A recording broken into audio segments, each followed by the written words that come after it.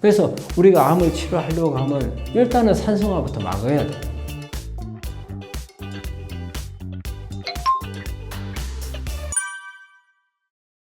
안녕하십니까. 나의학원 원장 문창식입니다. 최근에는 이제 통합의학을 가지고 지금 현대의학적인 치료 방법에서 한계점이 있는 부분들을 개선하고 암 치료의 효과를 더 높이기 위한 이런 부분들을 하기 위해서 우리 환자들 새로운 각도에서 치료를 하고 있고요. 이번에 이렇게 우리 촬영하는 것은 앞으로 환자들한테 좀 더 정확한 정보, 요즘에 정보가 워낙 많아요. 하지만 정확하지 못한 정보들이 있고, 이게 한번 잘못되면 정말 잘못된 정보를 가지고서 치료에 임했다가 낭패를 보는 경우도 많이 있어서 이 방송을 보는 구독자들한테 가장 정확하고 도움이 될 수 있을 만한 이런 부분들을 가지고 여러분들한테 전달을 하고 또 새로운 정보가 있으면 알려드리는 그런 역할을 하도록 하겠습니다. 그렇죠? 어쨌든 암을 치료하는 의사는 한계점을 다 느껴요. 왜냐하면 우리가 알고 있는 지식만 가지고 해결 안 되는 부분들이 많이 있고, 또 이게 충분하게 환자한테 적용이 됐다 하더라도 우리 예측을 벗어나는 부분이 많아요. 그래서 그런 부분들을 어떻게 해결할 건지 좀 난감한 경우가 많거든요. 어쨌든 한계점이 있는 부분들을 뭔가 새로운 방법을 통해서 극복을 해보려고, 그래야 치료율이 높아질 수 있으니까. 그래서 지금까지 한 15년간 그런 노력을 하고 있습니다. 어쨌든 우리 암은 원인이 하나가 아니라는 거예요. 우리가 예를 들어가지고 감염병 균이 들어왔어요. 그 균만 잡으면 되잖아요. 그런데 이게 암이라고 하는 것은 여러 가지 원인이 모아져 가지고 세포, 정상 세포가 여러 가지 환경이라든지 이런 부분에서 견디지를 못해서 마지막으로 오는 게 암이거든요.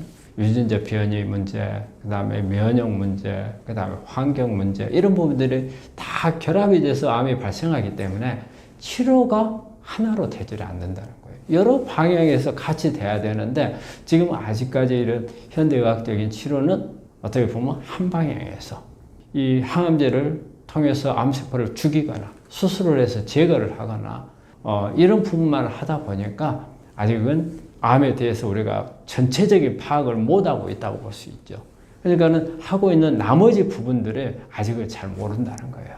그래서 그 부분에 어떤 맹점이 있는 부분이 취약하게 된 거죠. 그래서 잘 되다가도 재발전이 된다든지 이렇게 나빠지는 경우, 그런 걸 허다하게 보기 때문에 이런 부분들을 우리가 난감해 하고 있는 거죠. 암은 일단 하나의 세포에서 시작을 한다고 봐야 돼요. 이 하나의 세포가 이제 암세포로 바뀌는 거거든요. 그런데 바뀌는데 간단해요. 아주 쉬워요. 뭐냐? 암세포가 안 죽고 계속 크면 그게 암이에요. 암은 암이라는 어떤 새로운 특성을 가지고 있는 게 아니고 그냥 우리 세포가 안 죽고 계속 성장을 하는데, 그 과정에는 어떤 유전적인 변화라든지 이게 만들어져 있지만은 우리 몸 안에 있는 면역 시스템에서 제거가 돼야 되거든요. 근데 제거가 안 된다든지, 그리고 또 이런 암세포가 살기 좋은 환경에 되어 있다든지, 이런 부분을 위해서 이렇게 만들어진 암세포가 죽지 않고 한 10년 내지 15년 동안 계속 성장을 하다가 우리가 CT나 어떤 MRI나 초음파나 이런 검사를 했을 때 하나가 혹으로 등장하게 되면 이제 이게 암이라고 진단을 받는 거죠. 암은 어떤 분들이 유전병이 아니냐 이런 말을 하는데 절대 유전병은 아니고요. 그렇다면 왜 가족들이 잘 걸리는 가족이 또 잘 걸리는가? 이런 부분들은 어떻게 보면 우리 암이라고 하는 것은 우리 몸 안에서 그 유전자에, 세포에 있는 유전자의 변이가 와가지고서 이 변이에 의해서, 변이는 신호거든요. 유전자는 신호를 주는 거예요. 신호가 죽지 않고 계속 크게끔 하는 이런 신호들이 만들어졌을 때 이제 암이 발생을 하기 때문에, 이런 암을 만들어지는데 어떤 유전적인 부분이 조금 취약해서 그런 영향을 받을 수는 있어요. 그래서 유전은 아니고 이런 암에 걸릴 수 있는 취약성을 가지고 있다. 이게 이제 우리가 선천적으로 볼 수 있는 부분이고요. 그런데 사실 이 가족력이라고 하는 것은 유전적인 부분만 볼 게 아니에요. 사실 우리가 아버지가 암에 걸리고 아들이 걸리고 이런 부분들을 보면은 우리가 한 가족은 어때요? 같은 공동체 생활을 해요. 그래서 음식도 같이. 그 다음에 아버지가 스트레스를 받으면 가족이 전부 스트레스를 같이 받고 그런 어떤 스트레스라든지 그리고 같은 생활 공간 이런 부분들이 영향을 미치는 거라. 그래서 이런 부분들을까지 포함해야 이게 우리가 가족력이라고 말할 수가 있는 거죠. 암이 잘 걸릴 수 있는 뭐랄까 유전적인 성향을 가지고 있기 때문에 약간은 그런 부분에서 또 이 후천적으로 이런 가족 간의 어떤 환경에 의해서 영향 주는 부분들이 같이 겹치면은 잘 발생을 했잖아요. 그렇기 때문에 우리가 가족력이 있다고 해서 무조건 다 모든 가족에 걸리는 거 아니잖아요.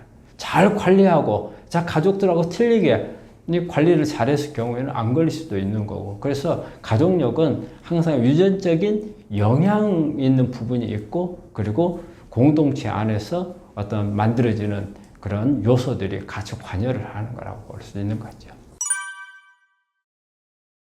우리가 잘못된 음식 습관이 있잖아요. 저는 이제 이렇게 봐요. 일단은 과식, 간식, 속식, 편식, 짜게 먹는 짠식, 그 다음에 구운 거 좋아하는 군식, 그 다음에 육식, 저는 이렇게 7가지를 봐요.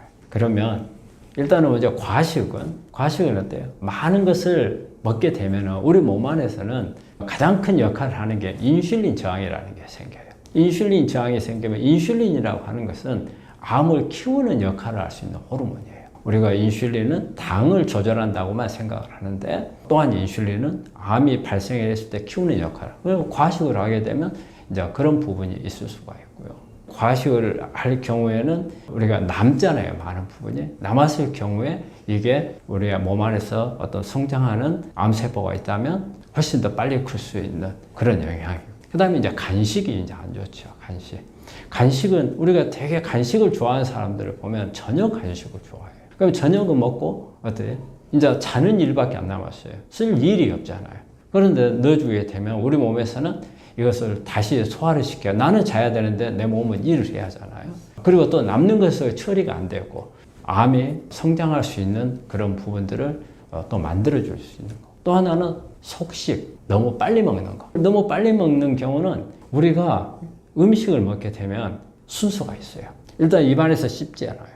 위에다가 신호를 해서 위에서 소화액을 준비를 해야 되고 그 다음에 장에서 마지막 최종 단계 소화를 해야 되는데 우리 씹는 거 몇 번 안 씹고 그대로 넘겨버려요. 그러면 위에서는 아직 준비가 안 된 상태에서 음식이 넘어오거든요. 그렇게 되면 이 음식 소화하는 데 문제가 되고 그래서 결과적으로는 속식은 장을 엉망으로 만들어요. 우리가 음식을 먹을 때 우리 암 환자들한테 뭐라고 코치를 하냐면 30분 정도를 먹으라고 그래요. 시간을, 텀을. 그 다음에 음식을 씹을 때도 최소한 한 30분 이상을 씹어서 넘기라고 하거든요. 그런 부분들을 안 하고 그냥 속식 해버리는 경우. 그 다음에 이제 편식. 편식은 되게 우리 편식하면은 채식을 편식하는 사람들이 잘 없죠. 육식을 편식한단 말이에요. 고기 종류만 먹게 되면 칼로리만 몽땅 올라가고 그 고기 속에 들어있는 뭐 다양한 항생제라든지 성장 호르몬이라든지 철분이라든지 포화지방산 이런 부분들이 암을 악화시키는 그런 요인들을 하게 되는 거고. 그리고 이제 구운 음식 같은 거 많이 먹으면 안 좋은 것 같고 짠식, 소금기가 많아. 요즘에 어떤 유튜브에 보니까는 뭐 소금을 또 많이 먹으라는 이야기를 하는 분들도 있는데 사실은 소금은 우리 몸 안에서 염증을 일으키는 그런 부분을 많이 유발을 하거든요. 그래서 우리가 특히 위암이라든지 췌장암 이런 경우는 염증하고 관련이 많아요. 그래서 이 위에 염증을 일으키는 것은 대개 염분이 일으키거든요. 이런 7가지를 음식 습관이 이렇게 암을 유발할 수 있는 거기 때문에 이런 부분들을 고쳐야 될 것 같아요. 소금은 우리 몸 안에서 우리가 생리 반응에서는 아주 중요한 부분이죠. 그렇지만 이게 과량이 됐을 경우는 우리 몸 안에 어떤 염증을 일으킬 수 있는 그런 부분이 이제 많이 있죠. 그래서 우리가 소금을 보통 우리가 예전에는 뭐 아주 하루에 2.5g 이렇게 했는데 2.5g은 너무 적은 것 같고 한 4.5g 정도가 가장 적정한 양이 아닌가 생각하는데 그 이상 뭐 7g, 10g까지 갔을 때는 여러 가지 몸 안에 만성 질환, 우리가 꼭 암만 일으키는 거라고 볼 수는 없어요. 다른 만성 대사성 질환들을 일으킬 수 있는 그런 요인이 되는 거죠. 그래서 우리가 일단은 암 환자들도 마찬가지로 너무 근데 요즘에 이제 죽염 같은 거 먹는 경우, 죽염은 사실은 여러 번 구운 과정에서 소금이 희석돼 버려요. 우리 대나무통에다 넣어갖고 하잖아요. 그러면 대나무 속에 있는 미네랄이 섞인단 말이에요. 그래서 또 한 번 구우면 또 그게 섞이고, 그래서 나중에 9번 이렇게 9번 하면 소금이 많이 줄어들죠. 그래서 죽염이 좋다 먹는다 하는 부분들은 그런 부분 때문이고, 그리고 죽염을 만드는 과정에서 여러 가지 있을 중금속이라든지 이런 부분들을 태워서 없애버리는 그런 과정이 있어서 그런 부분, 죽염은 그래도 조금씩 하는 부분은 괜찮하지만 어쨌든 소금 전체적인 농도가 짓거나 아니면 양이 많아진다는 것은 좋은 건 아니에요. 사실 우리가 먹는 게 이게 저염식이라고 먹잖아요. 그 우리가 볼 때는 짠맛이 하나도 없어요. 하지만은 그 모든 이게 식물이든지 동물이든지 세포 안에는 소금기가 있는 거거든요. 없진 않아요. 다 가지고 있거든요. 그리고 또 우리가 특히 먹는 음식 중에 우리가 잘 모르지만 소금이 많은 음식들이지. 두부 같은 경우는 사실 우리가 그냥 두부 먹으면 싱겁잖아요. 하지만 두부 속에는 소금이 엄청 많이 들어있죠. 왜? 콩을 갈아가지고 두부를 만들 때 간수를 넣는데 이 간수가 소금이잖아요. 소금물이잖아요.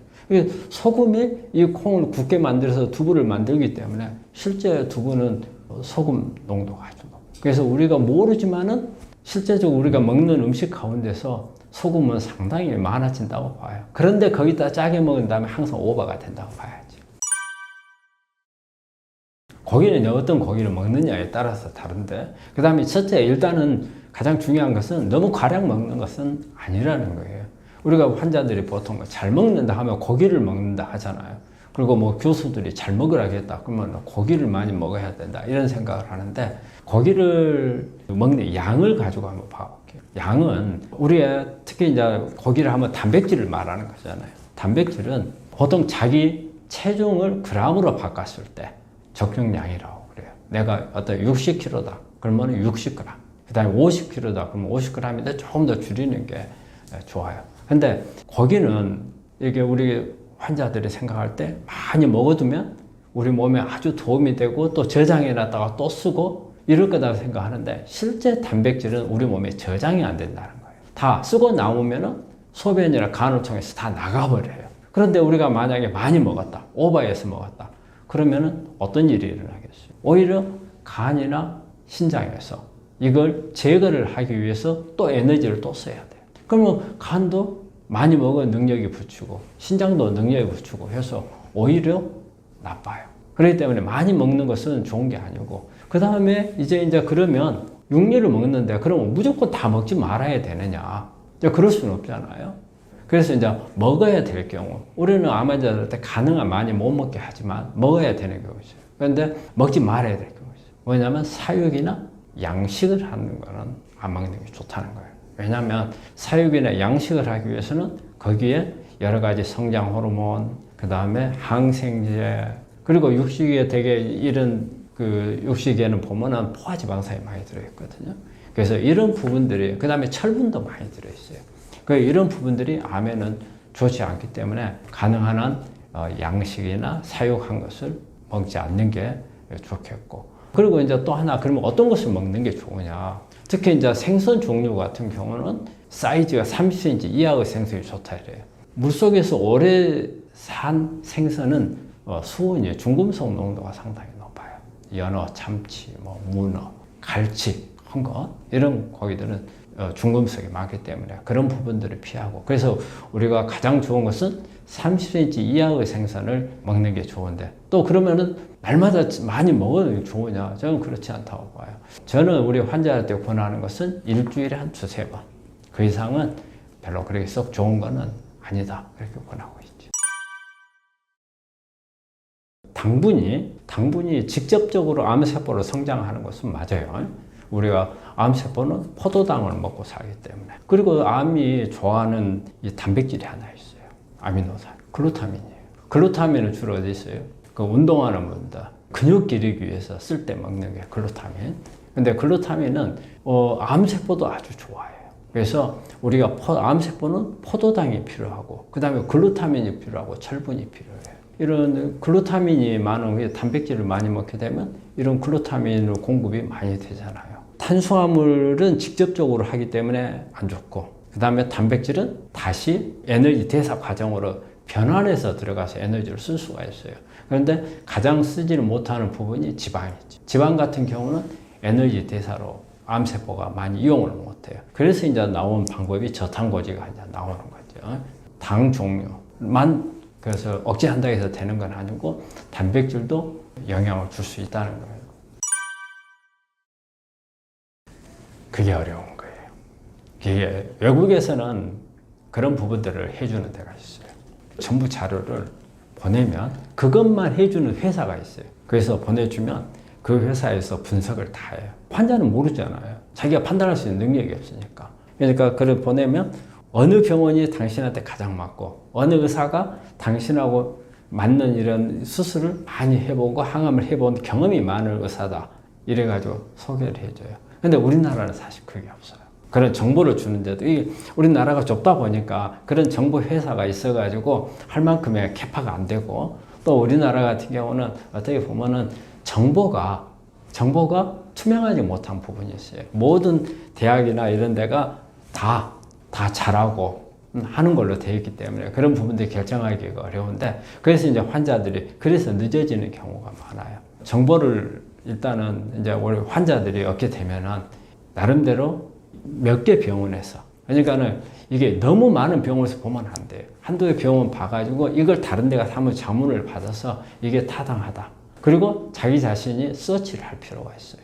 어떤 요즘에는 돌아다니는 정보는 많잖아요. 그래서 이제 그런 부분들을 몇 가지를 해가지고 판단을 내려야 되는데 또 요즘에 저희 같은 경우도 우리 환자들하고 그런 부분을 상담을 많이 해주려고 노력을 해요. 그래서 환자들이 결정하지 못한 부분이 많고 방황을 하는 경우가 많아서 저희 같이 이렇게 통합의학을 하는 선생님들한테 연락을 하시면은 저희들이 그런 부분을 적극적으로 도와드리려고 노력을 하고 있습니다. 우리가 이제 암은 우리가 교통사고 나면 응급실에 바로 가서 응급한 상황이 되죠. 그 다음에 뇌출혈이나 심혈관 질환이 생겼습니다. 근데 암이나 진단을 받는 엄청 충격을 받고 겁이 나지만 응급한 상황은 아니에요. 그렇다고 해서 또 너무 이렇게 느긋하게 생각할 수 있는 것도 아니죠. 그런데 암 중에서도 어느 정도에 따라서 우리가 서둘러야 되는 게 있고 서두르지 않아도 되는 게 있어요. 그럼 이제 서두르는 경우는 일단 암에 대해서 진단이 확실히 나왔어. 그 다음에 어떻게 치료도 해야 되겠다. 결정이 났어. 그러면 암은 치료를 빨리 서둘러 하는 거죠. 왜냐? 가만히 있으면 계속 암은 성장을 해 나가요. 그렇기 때문에 좀 더 퍼지거나 사이즈가 더 커지기 전에 하는 게 좋은데 우리가 진단이 정확하지 않았다면 여러 가지 진단을 하기 위해서 시간을 버려야 되겠지만 일단은 모든 결정이 났다면 빨리 하는 게 좋다는 거죠. 또 늦어졌을 경우에 부작용이나 치료가 어려워져 버릴 수 있는 경우 이런 경우 있어요. 처음에는 원바람만 있었어요. 원바람만 있어서 수술이라든지 항암이라든지 스케줄표를 짜는데 갑자기 전이가 돼버렸단 말이에요. 그런 짜고 있는 동안에. 그렇게 전이가 돼버리면 수술을 못 하거든요. 이런 경우는 너무 서두르지 않았기 때문에 그리 되는 거거든요. 그래서 그런 치료가 어려워져 버릴 수 있는 그런 상황이 될 수 있는 경우라면 서두르는 게 맞는 거고, 그리고 어떤 그 유전자적인 이런 부분들을 보거나 아니면은 면역 상태를 보거나 그 다음에 그 환자의 환경에서 아주 어떤 암이 성장하는 좋은 환경, 우리 몸으로서는 암이 악화될 수 있는 요건을 가지고 있는 이제 이런 경우는 이제 빨리 서둘러야 되고, 그리고 제가 항상 강조하는 게 조직 검사하는 환자들은 빨리 서둘러야 된다고 이야기를 해요. 조직 검사를 하게 되면 이 조직 검사 되게 이제 새침 가지고요. 이 상처가 난 부분에서 암이 성장할 수 있고 또 이 새침에 암세포가 묻어 나와서 퍼질 수 있는 그런 요인이 있기 때문에 저는 이 조직 검사를 한 경우에는 빨리 서둘러서 이렇게 해야 된다고 생각을 하고, 또 암 중에서 보자면은 삼중음성 유방암 같은 경우는 우리가 스타트가 줄기세포에서 출발을 하기 때문에 진행이 아주 빨라요. 아주 빠르기 때문에 삼중음성 유방암은 가능한 한 저는 서둘러야 된다고 그렇게 생각을 합니다. 그러니까 가능한 빨리라는 게 우리가 이제 급성이냐 아급성 아니면 만성 이렇게 볼 수가 있는데 되게 그 암을 진단받고 나서 수술까지 들어갈 경우가 한 달 이내에 되는 경우가 잘 없어요. 우리 환자야 당연히 뭐 빨리빨리 하고 싶죠. 그런데 그러지 못하는 경우가 생겨요. 왜냐? 진단을 받았는데 조금 애매한 것 같아. 그러면 또 다른 병원을 옮겨서 받아본단 말이에요. 거기도 좀 만족이 안 돼. 그럼 또 옮기고 또 그래 진단은 확실해지는데 치료가 여기서 하려고 보니까 여기 마음에 안 들 것 같아. 옮기고 그러다 보면 몇 달간 끌어버리는 경우가 있어요.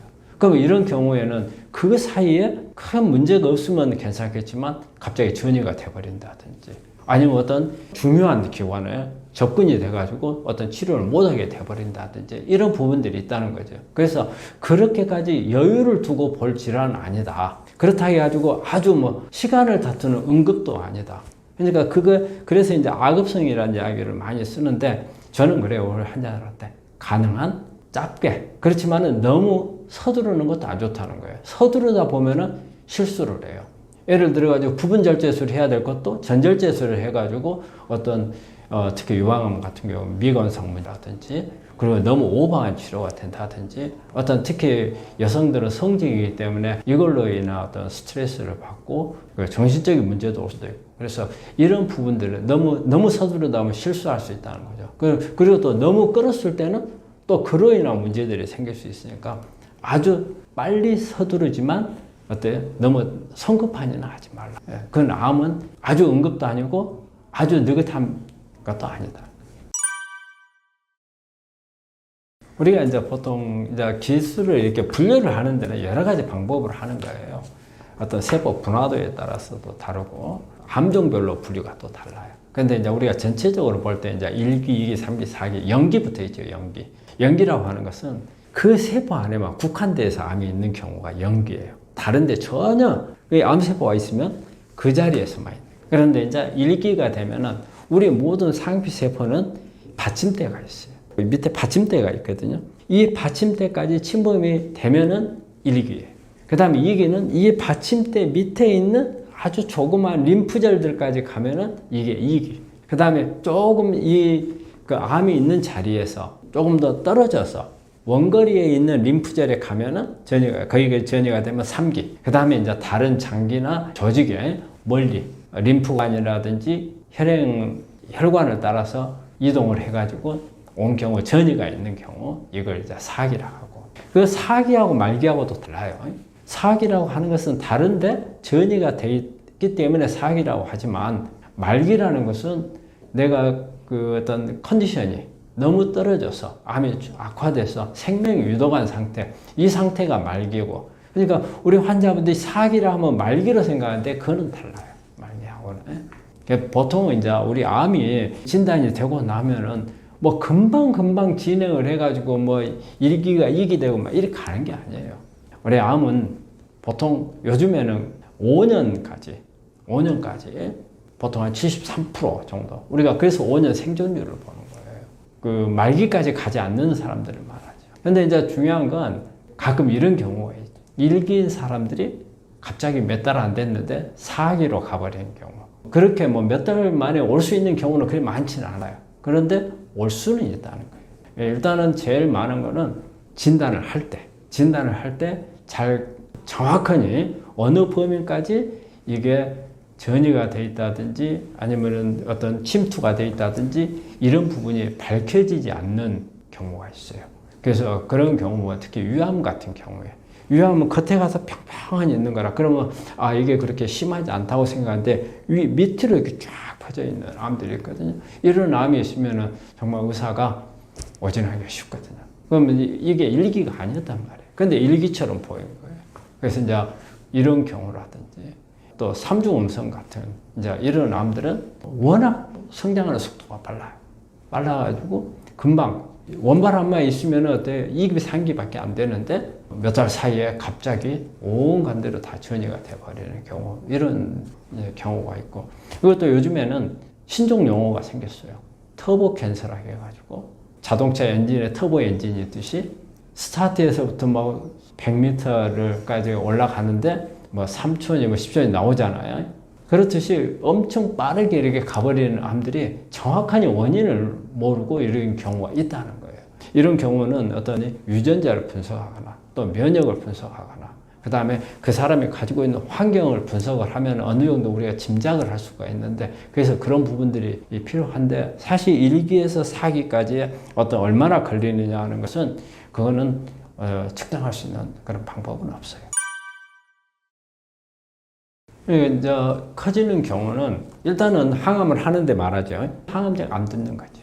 항암제가. 또 우리가 그 항암을 했을 경우에 이제 그게 이제 내성이라는 거예요. 내성은 대개는 보면은 이제 우리가 항암하는 동안에 몸 안에서 여러 가지 우리 그 암세포가 저항하는 물질들을 만들어요. 그냥 항암제가 들어오면 당하는 게 아니에요. 여기를 엄청나게 저항을 해요. 그렇기 때문에 항암제가 작용을 못 해요. 이제 그런 부분들도 있고, 또 뭐냐면 우리가 항암제가 세포 안에 들어오잖아요. 그거 뿜어내버려요. 그 우리가 음식 같은 거 먹고 안 좋으면 우리가 구토하듯이 마찬가지로 암세포도 항암제가 들어오면 지가 죽을 거잖아요. 그러니까 이걸 바깥으로 뿜어내버려요. 이게 뿜어내는 기전을 암세포가 만들면 그때부터는 항암제가 안 듣는 거죠. 그러니까 이제 그런 부분들이 이제 내성이 생기는 경우고, 그리고 또 우리가 항암제가 암세포를 죽이는데 우리가 성장하는 속도가 암세포가 죽이는 속도보다 빠를 경우에는 안 듣는 것처럼 보일 수가 있고, 또 하나는 항암제가 하고 있는데도 보면 더 이상 크지 않고 그대로 있는 경우가 있어요. 그거는 그러면은 항암제 이제 우리가 안 듣는다고 보는 게 아니고, 그거는 우리가 이제 판단을 여러 가지로 해요.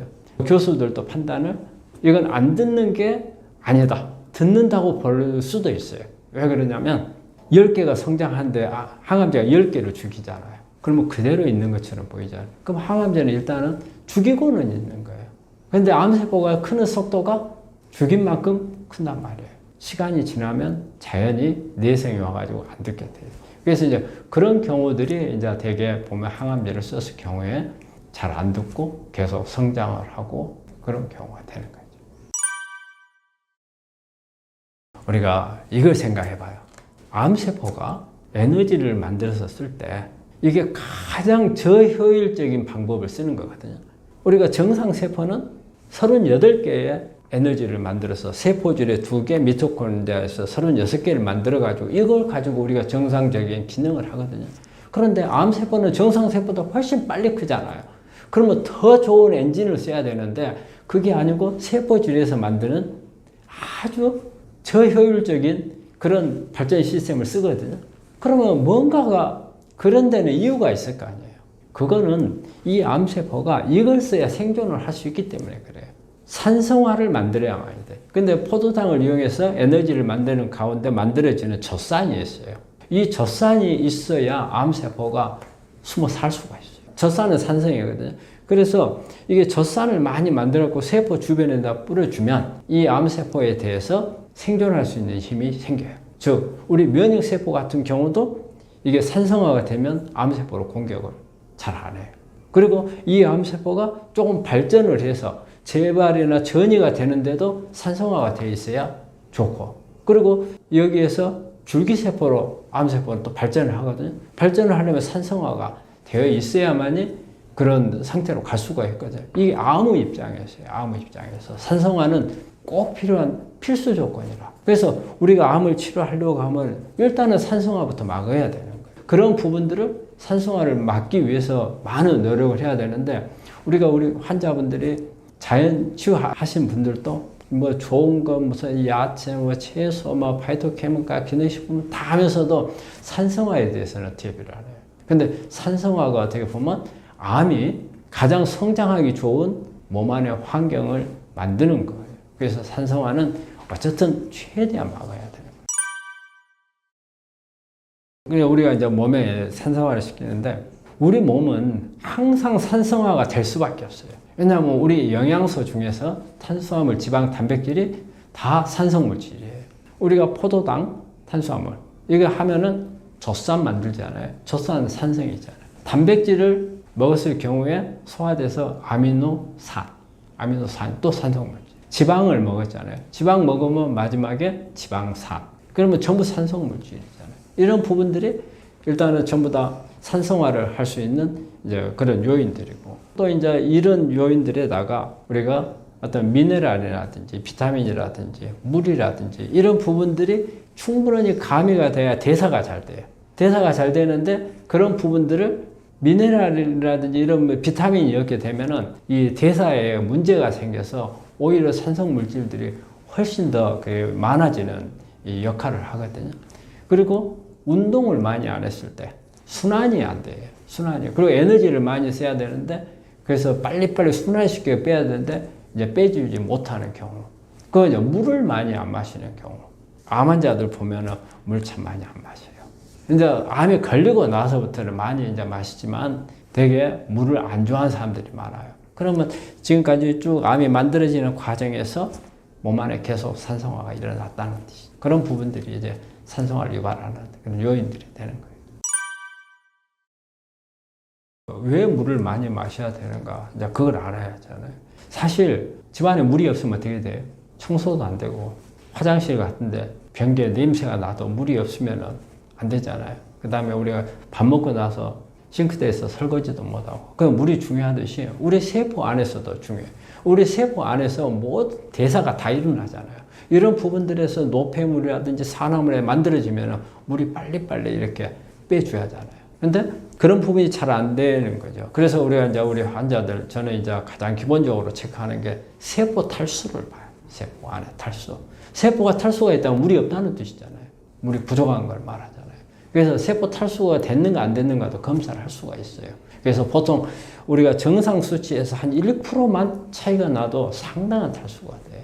그런데 우리가 이 세포 탈수는 우리가 그냥 갈증으로 느끼는 탈수가 아니에요. 우리 그 갈증 나잖아요. 그건 혈관의 탈수고 세포 안의 탈수는 달라요. 그래서 세포 안의 탈수를 막아줘야 되기 때문에 물을 잘 마셔줘야 돼요. 근데 물을 그냥 마시면은 세포 탈수는 절대 해결이 안 돼요. 두 가지 요건이 있어요. 물을 끌고 들어가야 돼요. 그래서 끌고 들어가기 위해서는 칼륨이 많은 음식들을 먹어야 되고, 또 하나는 세포가 튼튼하지 못하면 물이 다 새요.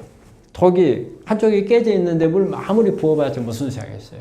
깨진 부분 없어야 하잖아요. 이거는 우리 세포에서는 세포막이 튼튼해야 돼요. 그래서 세포막을 튼튼하게 해야 되는 그런 부분들이 있어서, 그러니까 물을 잘 먹을 때, 근데 물만 무조건 우리가 보통 우리 환자들한테 하루에 1.5에서 1리터 정도 물 많이 드세요 막 하잖아요. 그 물만 마셔갖고는 또 안 된다는 거예요. 물을 마셔서 제대로 효과를 보려면 그런 부분들, 오메가3 같은 것을 세포막을 도와주고, 그 다음에 칼륨이 많은 음식은 세포 안에 물을 채워주는 역할을 하고, 그렇게 하면은 세포 안에서 원활하게 세포 안에 물이 많이 있으면 산화물을 빨리빨리 제거해 줄 수 있어요. 노폐물을 빼줄 수 있으니까 이런 산화물들이 많으면 이 산화물이 세포에 유전자를 손상을 줘가지고 암세포로 바뀌는 거거든요. 그래서 그런 부분들을 막아줄 수 있어요. 그래서 물만 많이 있어도 새롭게 암이 만들어지는 것을 막아줄 수도 있고, 또 암세포가 악성으로 바뀌는 거, 이런 부분들을 또 차단시켜 줄 수 있고, 또 산성화를 막아줄 수가 있잖아요. 산성화를 막아준다는 것은 여러 가지의 암 치료하는 데 도움이 된단 말이에요. 그래서 물을 암 환자들은 얼마만큼 물을 잘 마시느냐가 아주 중요한 부분이에요. 칼륨이 많이 들어있는 게 제일 많이 이렇게 보면은 고구마 많이 들어있어요. 그리고 비트, 토마토, 바나나, 그 다음에 뭐 키위, 뭐 콜라비 이런 것들, 그 다음에 야채 종류는 좀 많이 들어있죠. 그래서 그런 부분들을 같이 물하고 같이 섭취하는 게 중요하죠. 자연 치료가 우리가 현대의학적인 치료하고 자연 치료인데, 저는 제일 안 좋은 게 양극단으로 가는 걸 말해요. 양극단. 우리가 대학에서는 현대의학 수술, 항암, 방사선 이외에는 아무것도 필요가 없다. 도움도 안 된다. 오히려 치료하는데 방해가 된다. 이런 개념으로 해서 못하게 하잖아요. 또 우리가 자연 치료하는 사람들은 어떤 이런 현대의학적인 수술이나 항암, 그 다음에 방사선이 여기에 따르는 부작용들이 많아서 이걸로 인해서 나중에 문제가 될 수 있으니까 아예 하지 마라. 차라리 자연치유해라. 이게 양극단이에요. 이건 사실 좀 문제가 있어요. 특히 현대의학적인 부분에서는 우리가 가성비는 좋아요. 덩어리가 있으면은 짧은 시간에 이 큰 덩어리를 제거할 수가 있어. 하지만 제거하는 가운데 섬세하지 못하거든. 그래서 남아있는 부분들이 많이 생길 수가 있어요. 근데 이것을 안 하고 그대로 두어버리면 나중에 이건 특히 수술이나 항암, 방사선은 어쨌든 내 몸의 면역을 떨어뜨리고 또 우리 몸 안에 있는 환경을 나쁘게 만든단 말이에요. 많은 산화물들이 만들어지게 되고 여기에서 죽지 않는 암세포들은 더 잘 클 수 있는 그런 환경이 돼버리기 때문에 그런 부분에 대한 대책이 없으니까 문제고, 자연치유는 우리가 암을 치료하는 데 있어서 자연치유라고 하면 저는 이런 표현을 해요. 홈이나 곡괭이나 삽을 가지고 퍼내는 개념이다 이 말이에요. 그런데 암세포는 만약에 이게 삽이나 곡괭이로 드러내가지고서 감당할 정도의 성장 속도라면 괜찮은데 더 빠른 속도였다. 그래서 경우에는 어때요? 중과부족이죠. 성장 속도가 더 빠르니까. 그런데 어떤 여기에만 매이다 보면은 나중에는 감당하지 못할 경우가 있기 때문에, 그래서 자연치유 하는 분들한테 자연치유를 해가지고 좋아질 수 있다면 가장 좋죠. 그렇지만 실제적인 현실에서는 그렇지는 못한다는 거예요. 그런데 우리 환자분들이 이런 부분들을 아주 강조하는 데는 대개는 어떤 통계 자료를 가지고 강조를 하는 게 아니에요. 대부분 다 뭐예요? 누가 이렇게 해가지고 좋아졌다. 이걸 가지고 이야기를 하거든요. 근데 이런 거는 여기에 감춰져 있는 게 뭐가 감춰져 있냐? 몇 명을 치료했는데 이렇게 좋아졌다가 없어요. 그냥 누가 좋아졌다. 근데 우리가 일반인들이 그것을 볼 때는 뭐예요? 아, 좋아지니까 나도 될 것 같다는 생각이 들거든요. 몇 명을 해가지고 좋아졌다를 안다면은 절대 접근을 안 했겠죠. 누가 하니까 좋아졌다더라. 그럼 나도 그렇게 될 것 같으니까 따라가 버리는데 사실 그게 참 위험한 거예요. 그래서 저는 환자들한테 이런 말을 해요. 자연치유는 내가 평소 때 암을 예방하기 위해서 할 수 있었던 방법이에요. 근데 그것만 가지고 이게 된다는 것은 어려운 일이고 아주 드문 경우에는 가능하겠죠. 하지만은 모든 사람이 그렇게 된다고 볼 수도 없고, 저는 이런 이야기를 해요. 자연치유를 하려고 하는 이유가 가장 큰 게 뭐냐면 현대의학적인 치료 방법을 써서 이런 부작용 때문에 더 나빠질 수 있다는 이것 때문에 자연치유를 한다는 거거든요. 그렇다면 현대의학에서 취약점, 우리가 수술을 하잖아요. 수술하고 나면 한두 달 면역 떨어져요. 그래서 자연치유 하는 분들은 수술하고 나서 오히려 주변에 떨어지는 암세포들이 빨리 커가지고 전이 돼서 위험해진다. 이런 말 하거든요. 그러면은 그 수술하는 동안에 면역이 떨어졌으면 우리가 면역을 높여주면 된단 말이에요. 그리고 항암제라든지 이런 부분, 내성이 생겨서 나중에는 암에서 성기를 고약해가지고 더 나빠진다. 아, 그러면 내성이 안 생기게 해주는 방법을 한다든지. 그게 같이 하라는 거예요, 같이. 너무 한쪽에만 치우죠. 그래서 저는 우리 자연치유 하는 분들한테 자연치유를 하지 말라는 게 아니에요. 자연치유가 정말 좋아요. 그리고 이게 어떻게 보면 평생 관리해야 될 부분이에요. 근데 이 평생 관리할 부분들은 조금씩 해서 꾸준히 하라는 뜻이거든요. 그런데 이 꾸준히 천천히 하는 부분들이 전체가 돼서는 안 된다. 항상 자연치유를 하지 말라는 뜻은 아니고, 그거는 평생 관리하는 개념으로 두고 여기에 포크레인이 될 수 있는 부분을 같이 해주고, 포크레인으로 인해서 어떤 문제점이 될 부분을 자연치유에서 커버하는 게 가장 타당한 치료고 이게 바람직한 치료라고 생각을 해요. 자연치유하고 현대의학적인 치료는 어느 시점에서는 현대의학적이에요. 어느 시점에서 자연치유. 저는 그렇게 안 봐요. 대개는 우리 환자분들이 수술, 항암, 방사선 끝나고 나서는 나 그 다음에 이렇게 하겠다 하잖아요. 아니에요. 같이 처음부터. 왜냐하면 수술하는 동안에 면역 떨어져요. 왜냐하면 상처를 낫기 위해서 면역이 스스로 생리적으로 떨어져 버려요. 그러면 그때는 보완을 해줘야 하잖아요. 여기 자연치유 들어와야 돼요. 또 통합의학적인 방법으로 면역치료나 이런 부분들. 그 다음에 항암제도 우리가 항암제를 쓰게 되면은 얼마나 힘들어요. 그 독한 약이란 말이에요. 이런 거 쓸 때는 최대한 효과를 내야 하잖아요. 그러면은 항암제가 내성이 안 생기게 보완해주는 방법들. 이런 부분들도 자연치유에서 해야 되고. 그러니까 별개로 할 게 아니고 서로 보완해 가면서 해야 한다는 거죠. 딱 그러니까 구역을 지을 수는 없다. 그 말이에요. 근데 우리가 이제 암을 굶겨 죽여라 해가지고 많은 게 나오잖아요. 이제 한마디로 암이 굶겨 죽이기보다는 충분한 영양을 가져가지 못하게 막아서 암의 성장을 최대한 늦추도록 하고자 하는 그런 목적으로 하는 거죠. 암을 굶겨 죽이자는 이런 목적으로 극단적으로 하는 방법이 있었죠. 그 극단적인 방법이 두 가지예요. 하나는 단식, 아예 안 먹어버리는 거. 근데 아예 안 먹으면은 어떻게 되겠어요? 암도 빨리 못 크겠지요. 그런데 암이 못 크는 것보다도 더 큰 피해는 누가 입어요? 암을 가지고 있는 자신이 입어요. 왜? 일단은 내가 내 영양을 못 하니까 어때요? 내 대사가 제대로 안 될 거 아니에요. 그래서 기력도 떨어지고.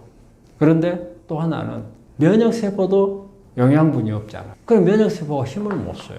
그런데 암세포는 우리 몸에 있는 영양가가 외부에서 안 들어오면 우리 몸에 있는 지방이고 근육이고 다 빼다가 써버려요. 결과적으로는 어떻게 돼요? 내 몸을 손상을 주면서 암세포를 잡지 못하는 이런 상태로 갈 수가 있어서 단식은 저는 절대 권하지는 않아요. 그런데 예전에 이제 그런 목적으로 암세포를 죽이기 위해서는 단식보다는 해독하기 위한 단식을 우리 암 환자들이 많이 했거든요, 예전에.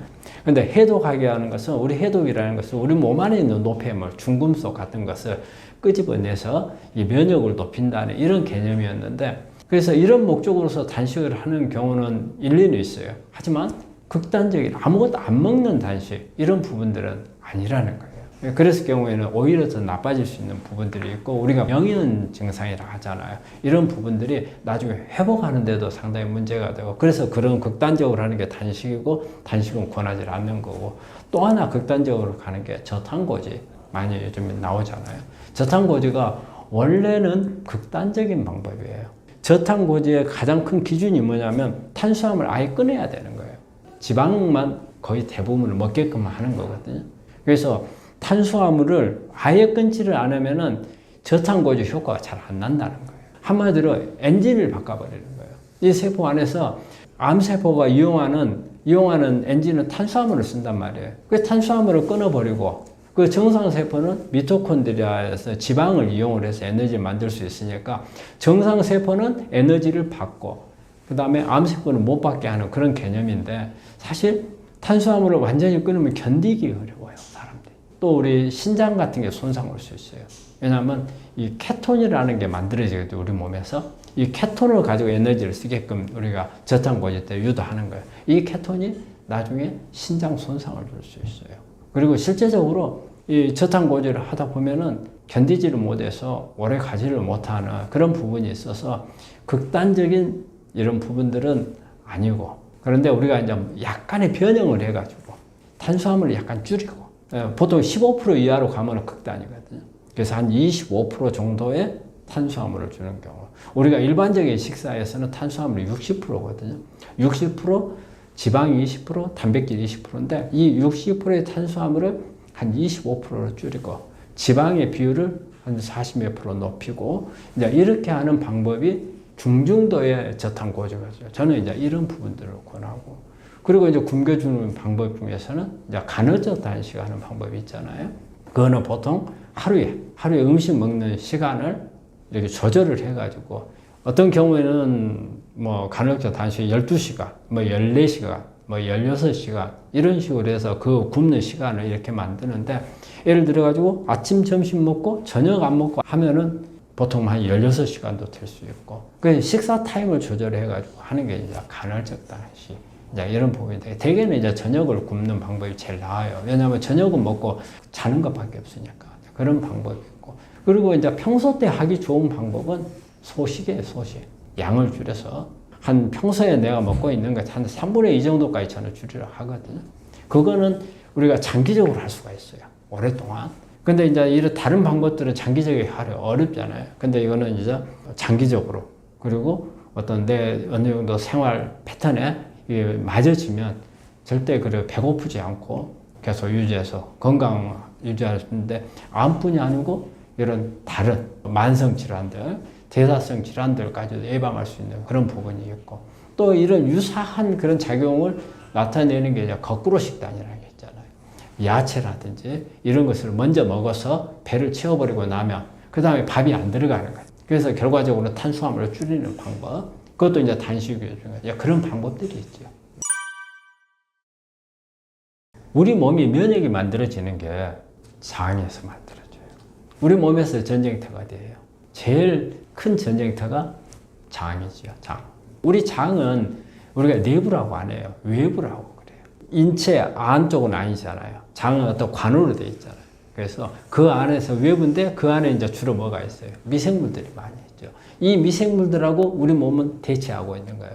여기에서 이 미생물들하고, 우리 면역이 약하면 미생물들이 우리를 공격을 할 거고, 우리가 강하면 미생물들이 가만히 있고, 그래서 여기가 어떻게 보면은 가장 이 전쟁터이면서 면역이 형성되는 곳이 바로 이 자리예요. 그래서 보통 면역장이 우리 암에 영향을 주는 게 한 80% 정도고 거기에 장 역할이 있다는 거예요. 우리 이제 장에서 어떤 일들이 일어나냐? 암을 일으킬 수 있는 이런 외부에 있는 발암물질들이 음식이나 이런 데 섞여서 들어와가지고 장을 통해서 들어올 거 아니에요. 우리 그 나쁜 균들이 많으면 우리 먹는 음식물들을 가지고 이 미생물들이 발암물질을 만들어요. 그 발암물질을 만들어가지고 넣어주는. 그래서 우리가 그 장이 좋지를 못하면 암을 키우기도 하고 암을 새로 발생을 시킬 수도 있는 거거든요. 그래서 우리 암 환자들은 제가 그래요. 일단은 장이 안 좋다는 전제하에서 치료를 하라고 그래요. 그래서 장을 개선시켜 유산균 같은 것을 많이 하고, 그리고 또 이렇게 암을 볼 때 미생물하고 관련되지 않는 암이 거의 없어요. 예를 들어가지고 뇌암 있죠, 뇌암. 뇌암은 우리 미생물하고 접근이 전혀 안 된다고 생각을 하죠. 그런데 아니에요. 그래서 뇌암도 이렇게 조직을 떼가지고 검사를 해서 보면은 미생물들이 보이는 경우가 있다는 거예요. 근데 우리가 일반적으로는 위암이라든지, 그 다음에 뭐 인후암, 뭐 구강암, 대장암, 뭐 이런 췌장암, 이런 부분들은 장관하고 연결이 되어 있기 때문에 당연히 미생물들이 있을 거라고 생각하는데, 그렇지 않은 암들도 대부분 미생물들이 있어요. 그래서 유방암이라든지. 이런 미생물들이 암을 발생을 하는데 영향을 주는 거예요. 발암물질로 작용을 할 수 있고, 또 반대로 미생물이 암을 치료하는 데 역할을 하게 돼요. 그래서 어떤 미생물들이 있느냐? 그러니까 장이 엄청 중요한 거예요. 그래서 장 안에서는 암을 예방할 수 있는 방법도 있고, 암을 일으킬 수 있는 방법도 있고, 암을 성장시킬 수 있는 그런 것들이 있기 때문에 암 환자는 무조건 장 관리가 잘 돼야 된다. 나쁘게 해서는 안 돼요. 그래서 장은 좋은 미생물을 넣어가지고 관리해서 장이 우리 암 치료하는데 도와줄 수 있도록 하고요. 또 장이 어떤 부분이냐면, 면역 항암제라든지 일반 항암제 쓸 때 장이 나빠서 미생물들이 안 좋으면은 치료가 잘 안 들어요. 특히 면역 항암제 같은 경우는 장내 미생물을 관리가 제대로 안 되면 효과를 제대로 못 낸다고 할 정도로까지 그렇게 돼 있어요. 그래서 앞으로 갈수록 장이 암 치료하는데 중요한 역할을 하게 돼요. 장 문제가 있느냐 없느냐를 어떻게 알 수 있는 방법. 우리가 이제 일반적으로 배가 자주 아픈 사람, 설사 막 하고 하는 사람들, 이런 사람들, 과민성 대장염 있는 사람들, 뭐 이런 사람들은 내가 장이 안 좋다고 알아요. 근데 그런 사람들만이 장이 안 좋은 게 아니라는 거예요.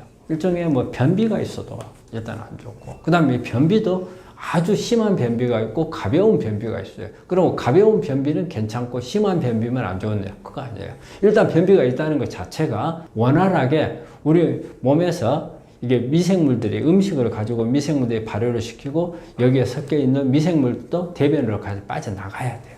그런데 빨리 변이 안 빠지면 체에 있게 돼요. 그래 되면 이 체에 있다 보면은 나쁜 균들이 성장을 할 수도 있고, 또 우리 몸 안에 좋지 않는 여러 가지 대사산물들, 암을 유발할 수 있고 면역을 떨치고 이런 부분들을 만들 수 있기 때문에 이게 아주 사소하지만 내가 아주 변이 시원하게 안 나오는 사람들, 이런 사람들도 문제가 될 수 있고, 그리고 소화가 늦은 경우에 우리가 보통 소화를 하면 30분 이내에 소화가 돼. 소화가 되면 배가 먹고 나면 그득했다가 나중에는 편해지잖아요. 그 시간이 30분 이내에 끝나야 돼. 그런데 1시간 정도 지속이 된다. 그럴 경우에는 그것도 장이 안 좋은 거예요. 그리고 음식을 먹었는데 등이나 이런 데 가서 좀 뻐근하니 느끼는 사람들이 있어요. 어깨가 뻐근하거나 이런 데. 그것은 위 안에 있는 음식이 들어서 팽창을 해가지고 그 다음에 소화가 안 된 음식들이 내려가면서 압박을 해가지고 그런 게 있거든요. 그런 증상들이 있다든지. 그리고 음식을 먹고 나서 나는 항상 좀 더부룩하고 배꼽 주변에 뻐근하니 좀 안 좋은 그런 부분들이 있다든지. 또 아니면 방구를 잘 끼는데 되게 우리가 방구로 나오는 것은 되게 내가 들이마시는 가스거든요. 그런데 냄새가 난다든지 이런 경우에는 장에서 나쁜 균들이 해서 만들어졌다는데, 암모니아가 만들어졌다는데, 그래서 냄새가 나는 방구를 자주 낀다든지 이런 부분들이 전부 다 장이 안 좋다는 신호거든요. 그래서 이런 부분들은 일단은 장에 사소하지만 이런 증상이 있는 사람들은 무조건 장 개선을 해야 돼요. 내가 만약에 암 진단을 받았다면. 그리고 그런 부분들은 어떻게 보면 암 예방하는 차원에서도 내가 이런 증상이 있다 그러면 내가 암에 안 걸려야 되니까 교정을 해야 되겠다 생각을 해야 돼요. 하는 음식을 가지고 사는 방법들이 있잖아요. 음식에서 제일 나쁜 게 뭐예요? 설탕. 설탕이 이 나쁜 균들의 밥이 되는 거니까 설탕이 안 좋고, 그 다음에 인스턴트 식품이라든지 뭐 트랜스 지방이나 패스트푸드 이런 부분들, 음식을 이제 그런 부분들을 잘 해야 되겠고, 식이섬유 같은 것을 많이 먹어서 빨리빨리 빠질 수 있게끔 이제 그런 부분들을 해야 될 수 있고, 좋은 균들을 이제 이렇게 안에서 만들어야 되기 때문에 우리가 일반적으로 이게 프로토콜이라는 게 있어요. 장이 나쁜 사람들 보면 장 점막이 엉망이 돼 있거든요. 그러면 이 점막들을 특히 숙변이라고 하잖아요. 숙변 같은 거 싹 뽑아내서 깨끗하게 만들어 놓은 다음에 그걸 내고 나면 여기에 상처들이 다 보여요. 그러면 이 상처들을 치료하는 방법, 초유 같은 거 써서 상처를 치료를 하고, 그리고 이 장 점막을 재생을 시켜서 깨끗하게 장을 만들기 위해서 여러 가지 그 영양가 있는 부분들을 주고, 그 다음에 좋은 유산균, 좋은 균들을 넣어줘서 그 안에서 식이섬유하고 같이 넣어줘서 성장하게끔 만들어서 장 안에 있는 생태계를 바꿔주는 방법들. 이게 이제 장을 치료하시는 방법이에요. 맨발 걷기가 뭐 나쁠 거는 아닌데, 요즘에 완전 대유행이잖아요. 대유행인데, 맨발 걷기는 어떤 한방 의사들이, 한의사들이 발에 우리 몸에 있는 모든 어떤 그 뭐 경락이라든가 이런 부분들이 이게 그 신경하고 이런 부분이 발하고 연관이 있다, 이렇게 해가지고 하는데 아마 그런 부분들이 있을 것 같아요. 그래서 볼 때 어떤 우리 몸을 자극을 해주는 이런 부분들이 있을 거. 또 맨발 걷기도 운동이잖아요. 운동인데 조심해야 될 부분이 하나 있어요. 상처가 나서는 안 돼요. 특히 상처가 나게 되면은 우리 항암을 하는 분들이라든지 이런 분들이 상처가 나면 항암을 못 할 수도 있거든요. 항암을 중단해야 되는 경우도 있어요. 그래서 상처가 나지 않게끔 그런 부분들 잘 관리해야 되고, 그래서 바닥에 맨발 걷기를 하더라도 상처가 날 수 있는 그런 요소가 있는 데서는 하지 말고, 우리가 보통 맨발 걷기 하면은 어디 장소가 되게 알려진 장소들 있잖아요. 이제 그런 데서 하는 것은 괜찮고, 또 하나는 겨울철에는 또 조심해야 돼요. 겨울철에는 맨발 걷고 가면은 체온이 떨어질 수가 있으니까 그런 부분들도 좀 잘 관리를 해가지고 하고 나면 바로 따뜻한 데 가서 발을 담궈가지고 순환을 시키고, 그리고 또 우리 암 환자분들이 되게 보면은 이 손발 저리는 사람들이 많거든요. 그래서 맨발 이렇게 하다 보면은 손발 저리는 증상이 더 심해질 수 있어요. 그래서 그런 경우에는 완전히 벗고 하는 것보다는 양말을 하나 신고 한다든지 그런 좀 보완하는 방법들을 같이 병행하는 게 좋겠죠.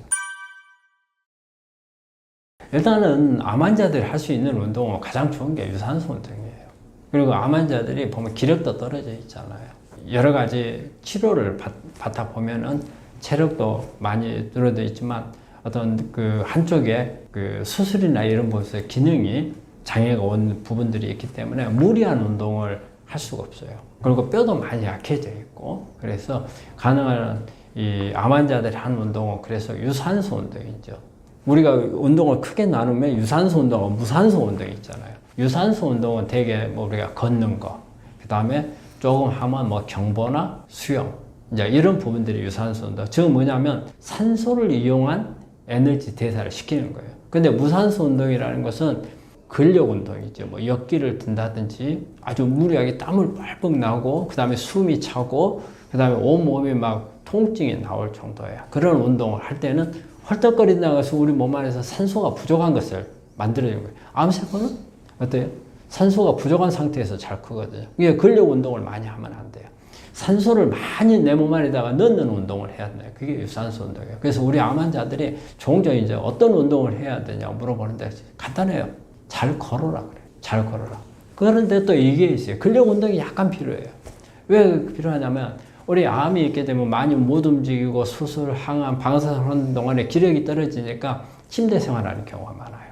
그러다 보면은 다리라든지 근육이 빠져버려요. 근육이 빠져버리면 이 근육이 평소 때 가져갈 에너지를 누가 가져가요? 암세포가 가져가요. 그래서 근육이 빠지면 안 돼. 그 근육을 항상 길러야 돼요. 그 근육을 기르려면, 그런 근육을 기르려면 근력 운동을 해야 한단 말이에요. 그래서 내가 지금 유산소 운동 하라고 해놓고 왜 근력 운동 이야기하느냐? 타임이에요. 한 50분 정도의 유산소 운동을 하고 5분에서 10분 정도의 우리가 근력 운동을 같이 하면 이 유산소 운동을 통해서 얻는 효과와 그 다음에 근육이 빠지지 않게끔 방지해주기 때문에 두 가지 효과를 다 얻을 수가 있어요. 그러니까 암 환자의 근력 운동은 너무 우리 암 환자들이 뼈도 약해졌고 다 체력이 떨어져 있으니까 너무 무리한 운동을 하는 것은 그렇고 나는 그걸 환자들한테 100m 달리기 이런 부분들이 좋고 그 다음에 또 줄넘기 같은 거 할 수 있는 사람들 있잖아요. 그러면 줄넘기 같은 거 빨리 하면은 100번 할 수 있을까요? 뭐 그래서 어느 정도 내가 땀이 쫙 나고 약간의 숨이 찰 수 있는 그 정도 단계. 그리고 뛰다 보면은 특히 근육이 많이 생기잖아요.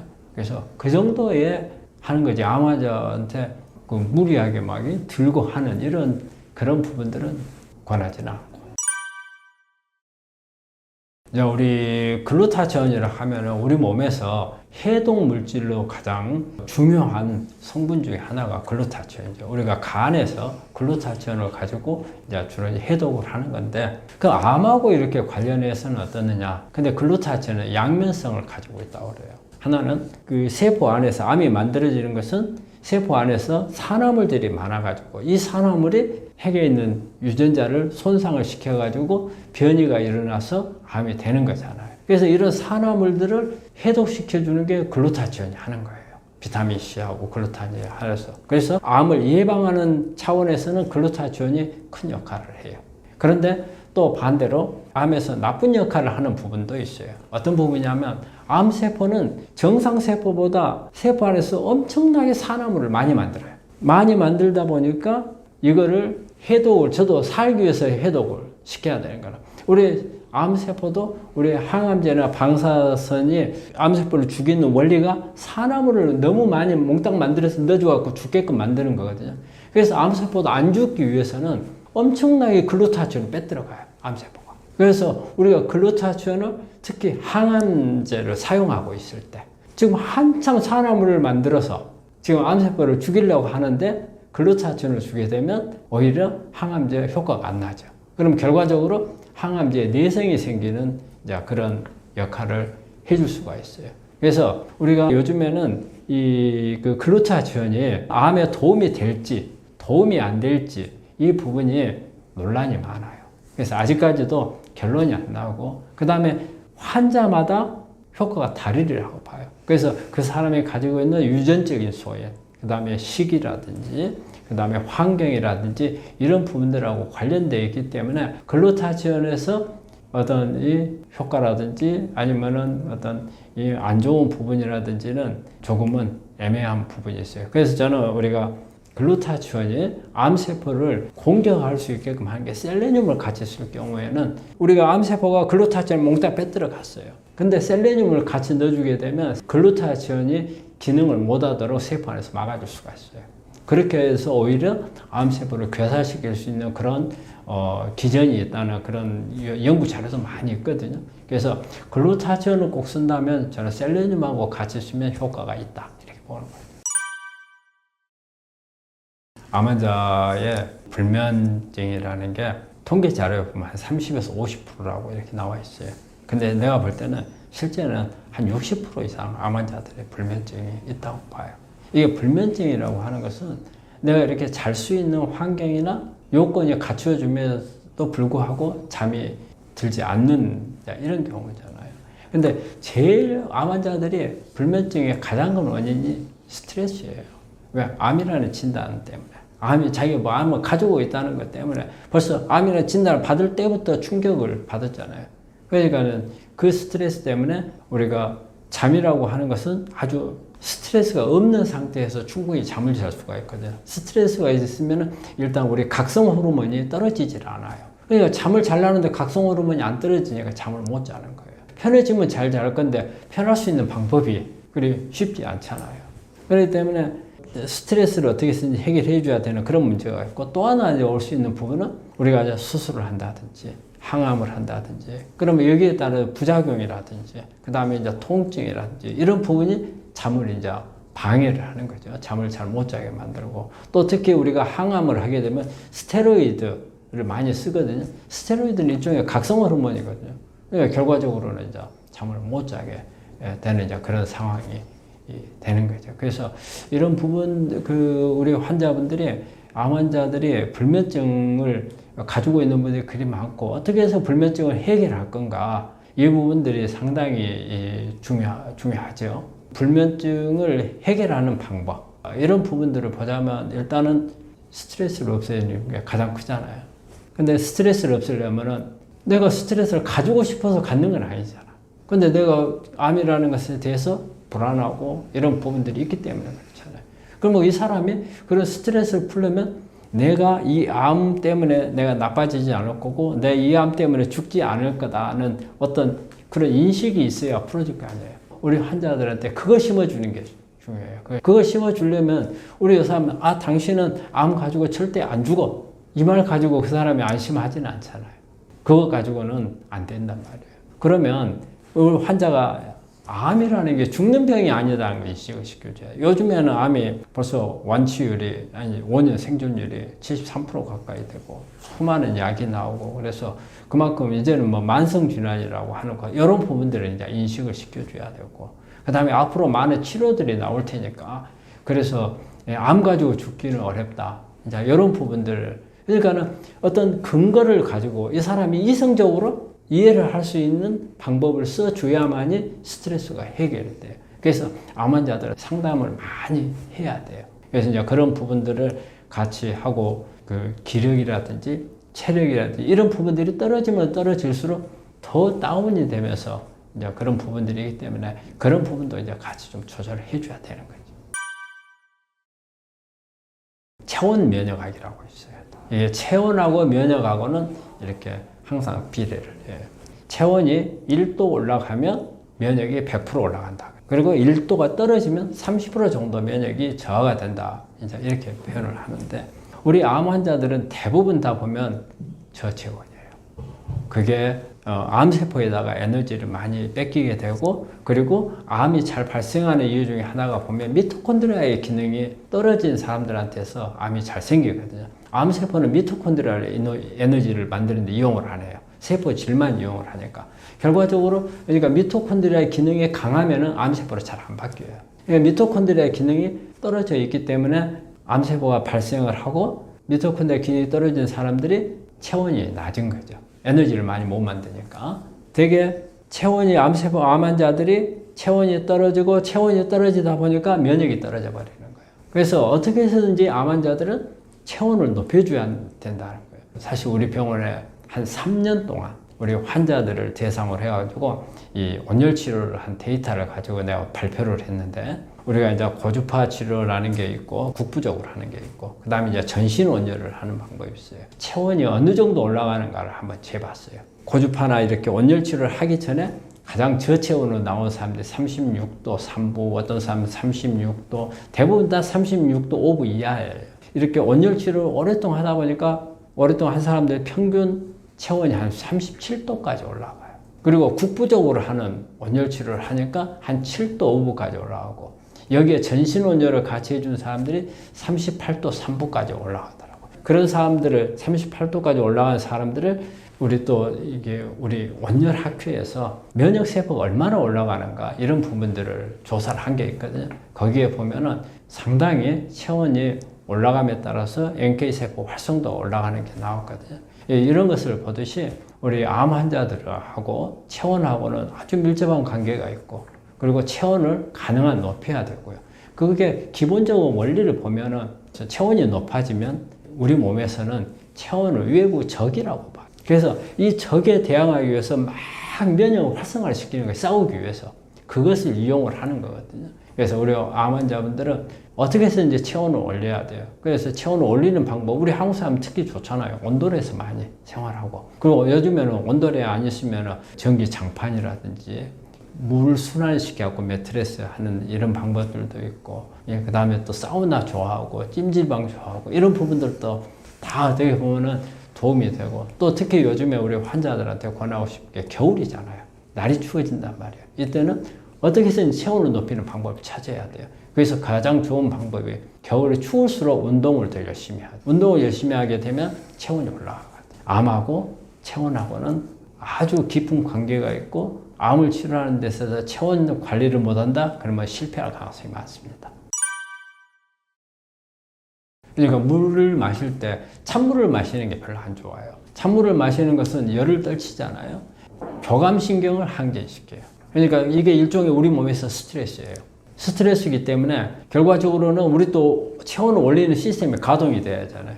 그래서 면역을 내려가기 때문에 가능한 뜨신 물을 먹는 거예요. 근데 너무 뜨거운 물을 마시면 이게 뜨거운 물 많이 마시는 거, 뜨거운 걸 많이 마시게 되면 어떤 부분이 있어요?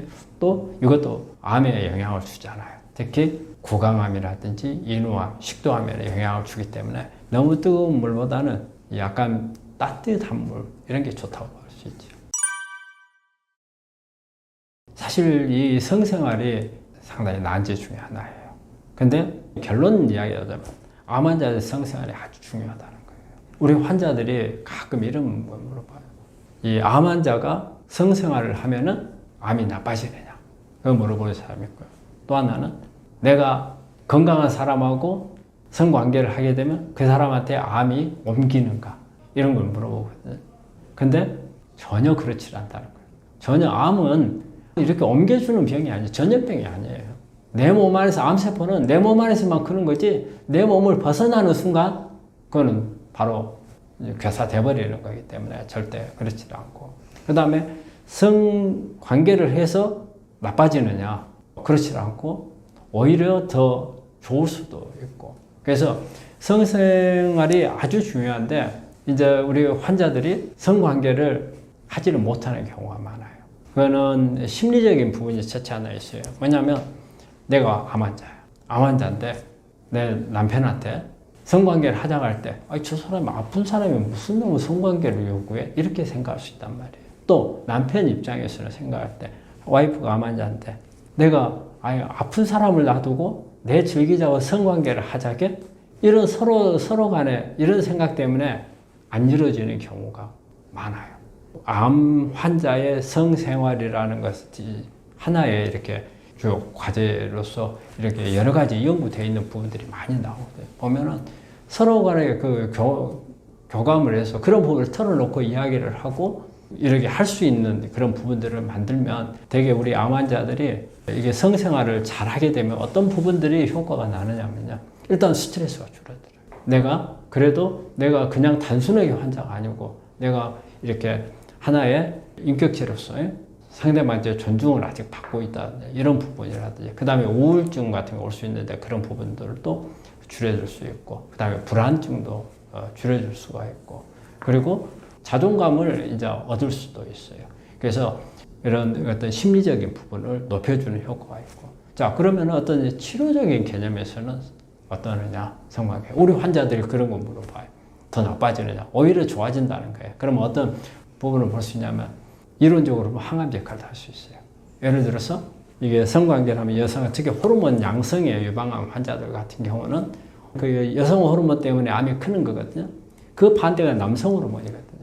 그럼 성관계에서 남성 호르몬이 나한테 넘어왔을 때는 오히려 암을 억제시킬 수 있는 이런 부분이 있고, 그 다음에 이제 남자들이 정액 같은 경우가 보면 그 C자를 하는 정액 속에 있는 것은 백혈병을 치료하는데 보조를 해줄 수도 있고, 그 다음에 그 안에는 면역세포 같은 게 또 들어있어요. 그 다음에 아연 같은 게 이런 것도 들어있고, 그래서 이런 부분들은 오히려 암을 앓고 있는 상대방한테 치료에 도움을 줄 수 있는 부분들이 있다는 거예요, 실제적으로.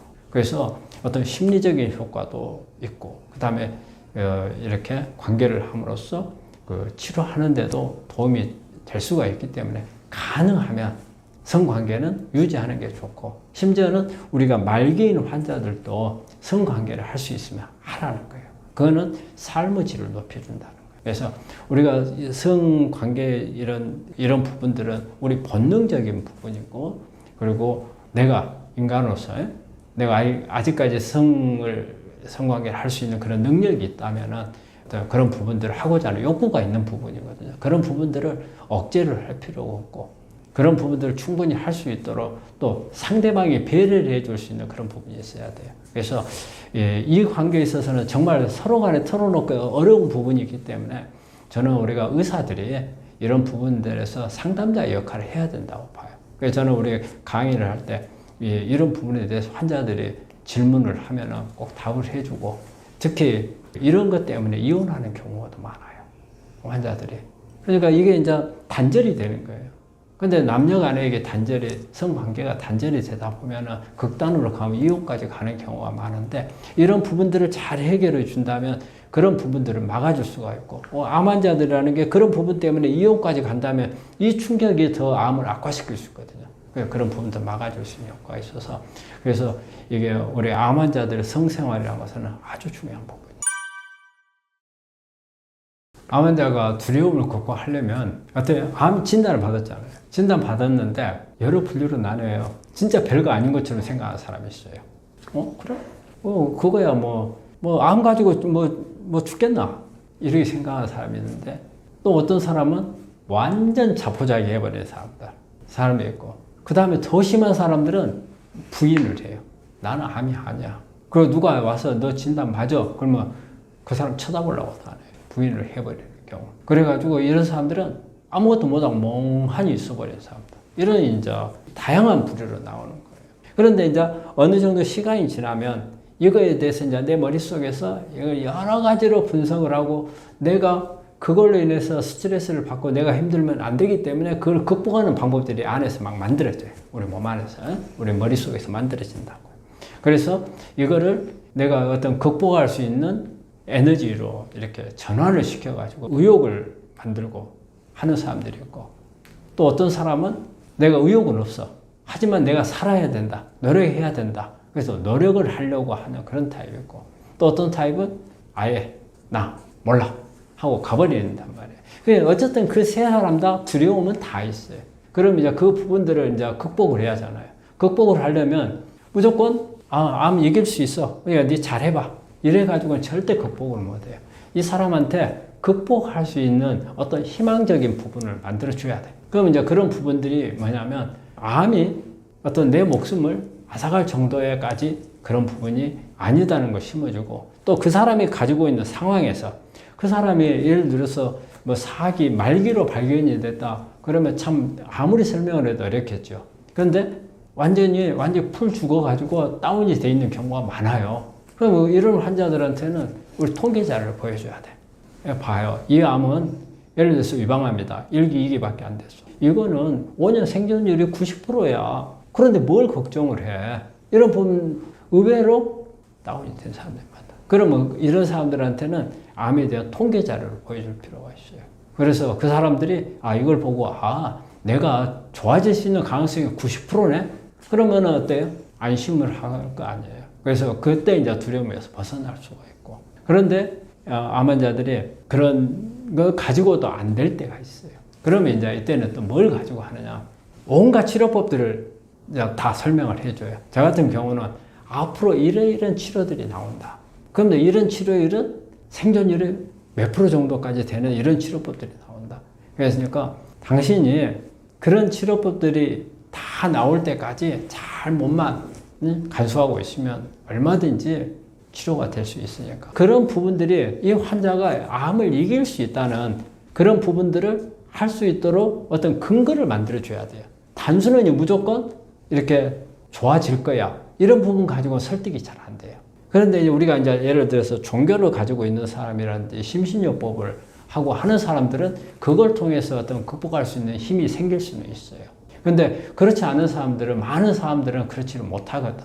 그리고 또 그런 사람들은 보면 되게 수호신을 만들어요. 자기 안에다가. 특히 종교를 가지고 있는 분들은. 그래서 그 부분이 항상 자기하고 내적으로 같이 있으면서 그래서 안정을 할 수 있도록 도와주고. 근데 우리 환자한테 나는 이 이야기를 항상 해요. 어떤 이야기냐. 우리 이순신 장군이 생즉사 사즉생 그랬잖아요. 살려고 하면 죽을 것이요. 죽으려고 하면 살 것이다. 근데 우리 환자들이 살기를 바라요. 그런데 하는 행동은 죽으러 가는 것처럼 행동을 한단 말이에요.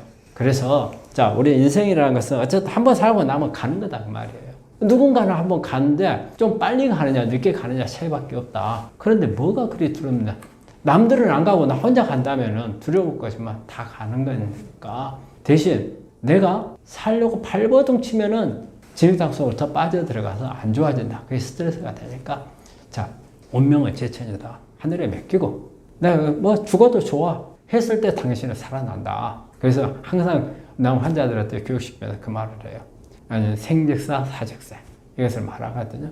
근데 의외로 환자들이 자주 듣다 보면 그런 부분에 대해서 조금 대담해지는 것 같고 좀 불안감을 떨치는 것 같고, 근데 그래도 안 되는 사람들이 있잖아요. 그래도 안 되는 사람들은 이제 약을 이용을 하는 수밖에 없어요. 항불안제라든지 우울증 치료라든지, 그 다음에 잠도 잘 못 자잖아요. 그러면 수면 유도제라든지 이런 부분들, 그리고 햇빛 같은 것을 많이 보게 하고, 그 햇빛 같은 걸 많이 보고 상당히 긍정적으로 봐요. 그래서 그런 부분들을 많이 동원을 해가지고 하고 있죠. 우리 암 환자들이 즐겨해야 될 부분 중에 하나예요. 녹차 속에 이지씨라는 그런 성분이 들어있어요.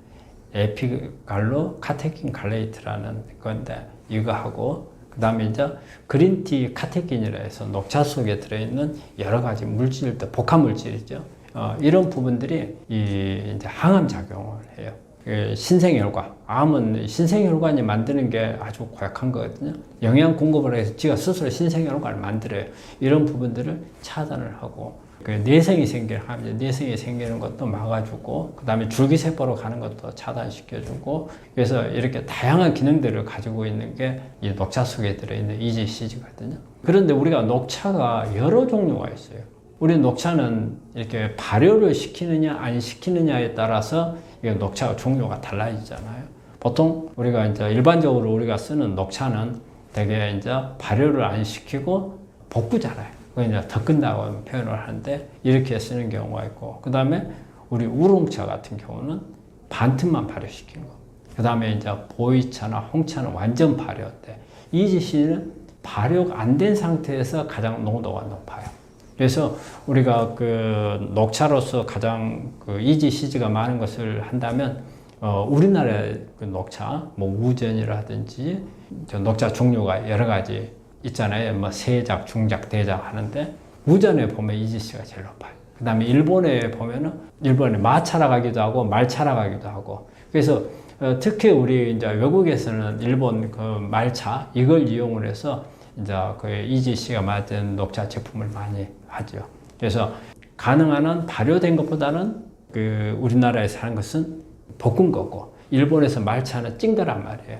볶은 거나 찐 것은 EGC가 상당히 많이 있죠. 그래서 이제 그런 부분들을 이용을 하면은 항암을 하거나 암을 치료하는데 도움도 주고, 그 EGC는 우리가 다도로서도 많이 이용을 할 수 있는 거잖아요. 그러면 정신적으로 안정감도 주고 스트레스도 줄여주는 그런 효과가 있고. 그럼 얼마 정도 먹는 게 좋으냐? 보통 알려져 있기로는 우리 한국은 한 6잔에서 8잔. 근데 또 이제 책에 이런 데 보면 일본 사람들이 나온 거 보면 일본 차 조그마한 거 차잔 있잖아요. 그걸 한 10잔 정도 이렇게 마시면 좋다. 우리 환자들이 위장 장애가 많이 있잖아요. 장을 손상받고 많이 해서 여러 가지 약들을 많이 쓰다 보니까 먹게 되면 속이 쓰린 사람들이 있어요. 그래서 이제 이런 사람들은 차로 마시지. 차는 농도가 진하잖아요. 그래서 찬 물. 그래서 녹차를 조금 넣고 물 해서 물도 마시고 그 다음에 녹차도 먹고 그렇게 먹는 방법을 많이 권하고 있어요. 그런데 또 이게 있어요. 기능식품으로 먹는 사람들이 있거든요. 그래서 기능식품으로 먹는 경우도 뭐 도움은 되는데, 기능식품도 위장장애가 있을 수 있어서 저는 매일 이렇게 물을 마시는 게 가장 좋은 게 아닌가 그렇게 생각을 해요. 유기농이라는 것은 재배 방법이 있죠.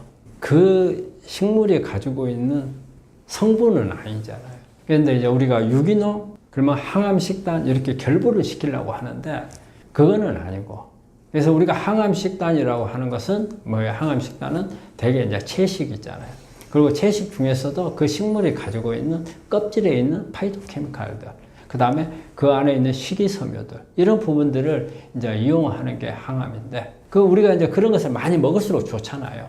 그런데 이제 어떻게 먹느냐, 어떻게 재배를 해서 먹을 수 있느냐, 거기에 이제 유기농에 관여를 하는 거죠.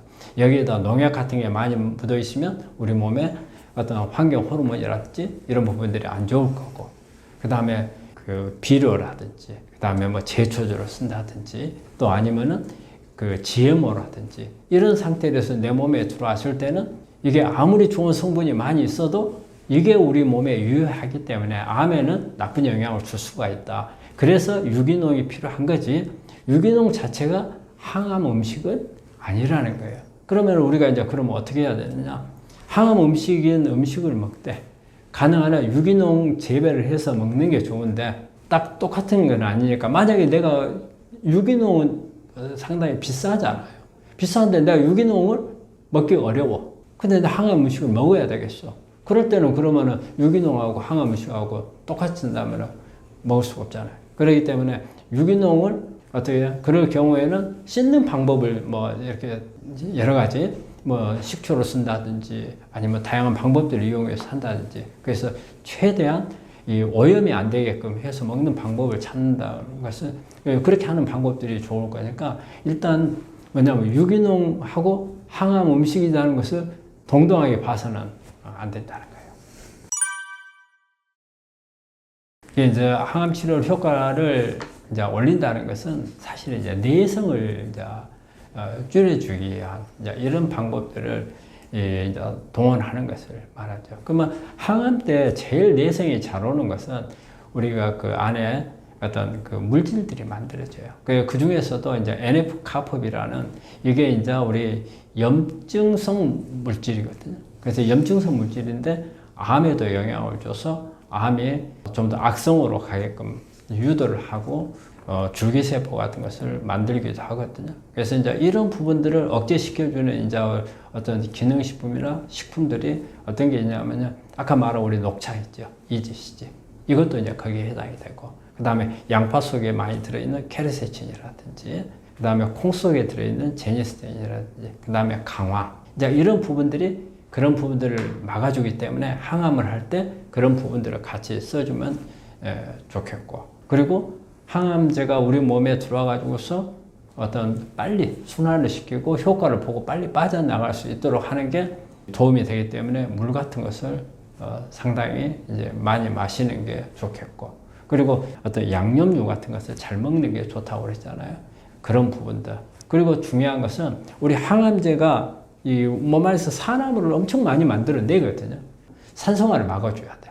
그래서 우리가 산성화, 항암제나 방사선은 막 산성 물질을 더 만들어내니까 우리는 더욱더 산성화를 되는 부분들 막아줘야 돼. 그런데 항암을 할 때나 방사선을 할 때 항산화제를 너무 많이 써주면 안 돼요. 항산화제를 많이 써주면 오히려 항암제나 방사선 효과가 떨어져 버릴 수가 있어요.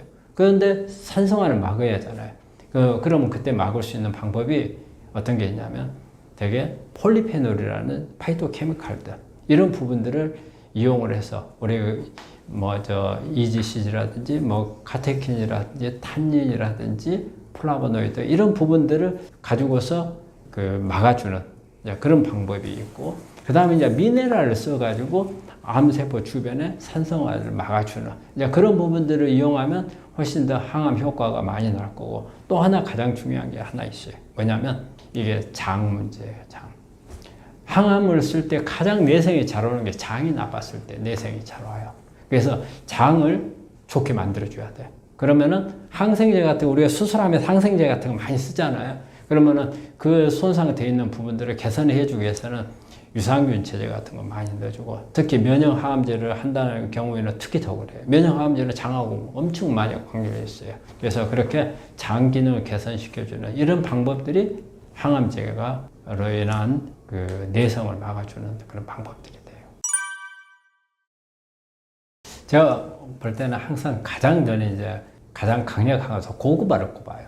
램 검사라 해가지고 어떤 음식이 내 면역을 높이는 하는 그런 검사하는 게 있거든요. 그 검사에 보면 고구마가 가장 높게 나와요. 그래서 저는 1번을 항상 고구마로 꼽고요.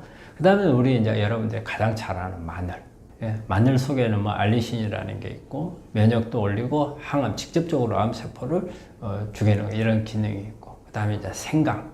생강은 진저를 있죠. 이런 부분들이 있고 그리고 이제 버섯 종류. 여러분 잘 아시잖아요. 버섯. 차가버섯, 상황버섯, 영지버섯 이런 버섯들 속에는 베타글루칸이 많이 들어있어서 강력하게 항암 작용하고 있고 저는 이제 비트를 꼽는데 비트는 이 안에 이 자체가 아주 강력한 항암 성분을 가지고 있는 파이토케미칼들이 있는 것보다는 미네랄이라든지 비타민이라든지 여기에서 보면 안토시아닌이나 이 베타인이라는 이런 성분들이 있어가지고 저는 비트를 아주 강력히 권해요. 그리고 이제 토마토 이런 부분들이 제가 권장하는 항암 음식입니다. 양념. 우리가 특히 한국에서 먹는 양념 문화가 우리나라에 참 발달이 많이 돼 있잖아요. 반찬 가짓수가 많고. 그런데 양념은 대부분 다 항암제라는 거예요. 쓰고 있는 거 보면은. 후추는 피페린이라는 성분이 들어있어요. 피페린이라는 성분이 있어가지고 줄기세포가 만들어지는 것도 차단을 하고, 줄기세포가 그 리뉴얼이라고 해서 재생을 해요. 그런데 재생하는 것은 우리가 줄기세포가 만들어져서 암을 악성으로 가는 거거든요. 그래서 그런 부분들을 막아주는 게 후추 속에 들어있는 피페린이라는 성분이 있어요. 그리고 이제 우리가 고추, 캡사이신도 그 후추하고 비스만 그런 역할을 해요. 그 다음에 이제 마늘은 우리가 잘 알잖아요. 알리신이라든지, 그 다음에 인돌카비놀이라든지 이런 성분들이 들어있어서 세포 자살도 막고, 내성이 생기는 것도 막고, 암세포 증식하는 것도 차단해 주기도 하고. 그래서 마늘은 아주 중요한 그런 역할을 하는 거고. 그 다음에 생강은 진저롤이라는 게 들어있어가지고, 특히 생강은 우리 항암제 쓰잖아요. 항암제에 보면은 빨간 주사라고 있고, 그 아드리아마이신이라는 게 있어요. 근데 이제 이런 약이라든지, 그 다음에 시스플란틴이라든지, 우리 암이 있는 사람들 가장 기본적으로 쓰는 항암제거든요. 이런 항암제에 민감도를 높여주는 효과가 있고, 또 같이 어떤 세포 자살을 시켜주거나, 그 다음에 이제 내성이 생기는 거 차단시켜주는, 그래서 항암제 효과도 높여주고 암 치료가 도움이 될 수 있게 하는 그런 부분도 있고. 그리고 이제 양파 속에 들어있는 케르세친이라든지, 이제 그런 다양한 반찬류는 우리가 항암제 역할을 한다는 거죠. 우리 암 환자들도 식사를 할 때 그런 부분들을 감안을 해가지고 그런 걸 충분히 섭취를 하면은 암 치료에 도움이 많이 되죠. 이제 골고루 먹는다는 것은, 골고루 개념이 가장 중요한 거는 우리가 음식을 먹어서 이게 대사가 됐을 때, 대사까지 하는 과정에서 원활하게 대사가 이루어져야 돼. 근데 골고루 먹지 못하면 대사가 제대로 안 이루어지죠. 즉 뭐냐, 우리가 밥을 하잖아요. 솥에다 밥을 하면 쌀을 넣고 물을 붓고 그 다음에 밑에서 불을 떼잖아요. 쌀만 있으면 밥이 되는가요? 안 되지요. 물을 채우고 그 다음에 밑에서 불을 붙여야 하잖아요. 그 과정하고 우리 몸에서 일어나는 게 똑같아요. 뭐냐면 탄수화물, 지방, 단백질이 타는 에너지거든요. 에너지고 이것을 태우려면 물이 있어야 하잖아요. 물이 있어야 되고 그 다음에 우리가 불을 지피는 게 미네랄하고 바로 비타민이에요. 비타민 B. 그러면 이게 바로 6대 영양소예요. 탄수화물, 지방, 단백질, 그 다음에 미네랄, 비타민, 물.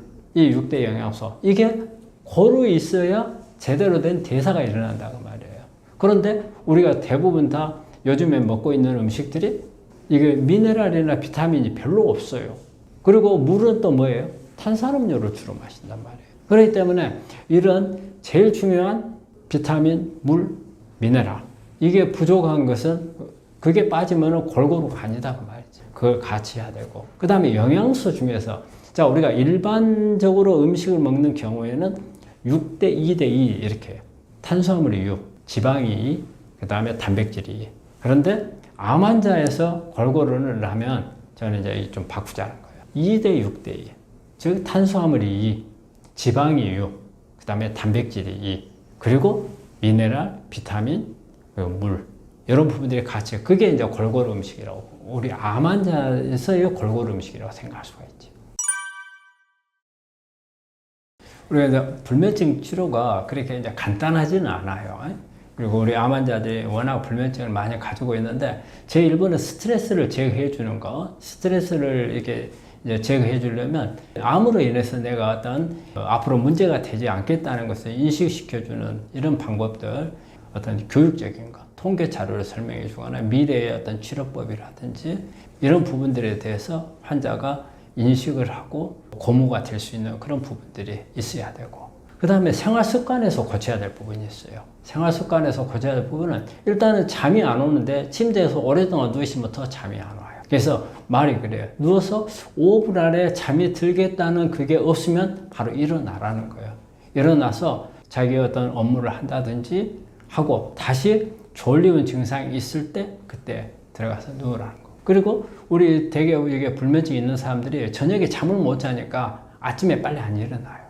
늦잠을 자죠. 그러면서도 막 몸도 찌뿌둥하고 안 좋잖아요. 그래서 우리 불면증 있는 사람들은 아침에는 자든지 못 자든지 딱 일정한 시간에 일어나라는 거예요. 일어나고. 그리고 저녁에 간식을 먹거나 그 다음에 저녁에 운동하지 말라는 거예요. 이 간식을 먹게 되면은 어때요? 내가 저녁에 내 몸은 일을 해야 돼요. 일을 해야 되기 때문에 긴장 상태에 빠져요. 그 다음에 운동을 하게 되면 각성 호르몬, 즉 교감신경이 항진이 돼 있어서 잠을 자는데 방해가 되는 그런 부분들이 우리가 생활 습관에서 해야 되고, 또 이런 부분들을 해볼 수 있어요. 수면 일기라는 거 한번 써보는 것도 괜찮아요. 내가 왜 잠이 안 오는가 나름대로 분석을 하고, 그 다음에 내가 자는 시간이 얼마나 자는가, 그리고 내가 잠든 시간하고 일어나는 시간, 이것도 체크해 볼 필요가 있어요. 우리가 이게 잠을 자는 동안에 면역이 올라가는 게 가장 많이 올라가는 게 11시에서 3시 사이라고 그래요. 그러면 이때 멜라토닌이 가장 많이 올라와요. 그럼 내가 그 시간에 잠이 들었는가 안 들었는가 이런 부분도 체크해 보면 그 시간만큼이라도 충분히 잘 자면 수면 시간이 짧더라도 어떤 내 면역에 영향을 주는 부분들은 그거 가운데서 얻을 수 있는 부분들은 있어요. 그래서 그런 이렇게 수면 일기 같은 것을 이렇게 써보는 게 좋고, 그 다음에 이제 우리가 낮에 햇빛 같은 것을 자주 보면은 이제 이런 부분들이 수면에 도움이 되고, 그리고 이제 어떤 영양적인 부분에서 되게 보면은 우리 수면을 잘 오게끔 하는 부분들이 특히 이제 멜라토닌을 많이 만들어주는 이제 이런 영양소가 우리 멜라토닌 수면 호르몬이거든요. 그래서 이런 부분들을 공급해 줄 수 있는 이게 이제 마그네슘이나 비타민 B6, 그 다음에 B12번. 그래서 이런 건 되게 뭐 현미나 그 다음에 시금치, 멸치, 그 다음에 견과류 이런 데 많이 들어있거든요. 또 우리가 이제 기호식품으로 카페인이 많이 들어있는 커피라든지, 사실 녹차가 좋긴 하지만 불면증이 있는 사람들은 저녁에 녹차는 안 드시는 게 좋을 것 같고, 그래서 이런 부분들이 불면증 치료하는 데 도움이 되는 부분이라고 할 수 있겠습니다. 오늘 처음 강의를 했는데요. 저는 항상 우리 환자분들이 치료하는데 잘 알아야 된다고 생각합니다. 알아야 면장을 한단 말이 있잖아요. 그런데 우리 암은 정말 어려운 질환이거든요. 그리고 앓고 있는 환자가 전문 지식이 없어요. 그러다 보니까 의사들이 하라는 대로 따라갈 수밖에 없는데, 그게 만약에 잘못됐다면 돌이킬 수 없는 부분이 될 수도 있거든요. 그래서 우리 환자분들은 전에는 우리가 나를 갖다가 발전시키고 뭐 돈 많이 벌고 하기 위해서 공부를 했지만, 그건 아무리 공부해도 내 목숨보다 중요한 건 아니거든요. 그래서 암은 내 목숨하고 관련이 있는 부분이기 때문에 정말 공부를 열심히 해서 내가 제대로 된 치료를 받을 수 있게끔 이렇게 공부를 하셔야 돼요. 제가 역할은 여러분들한테 그런 공부를 할 수 있는 이런 부분들을 제공하고, 그 다음에 항상 가장 과학적이고 정확한 정보를 전달할 수 있도록 저는 노력을 열심히 하겠습니다. 감사합니다.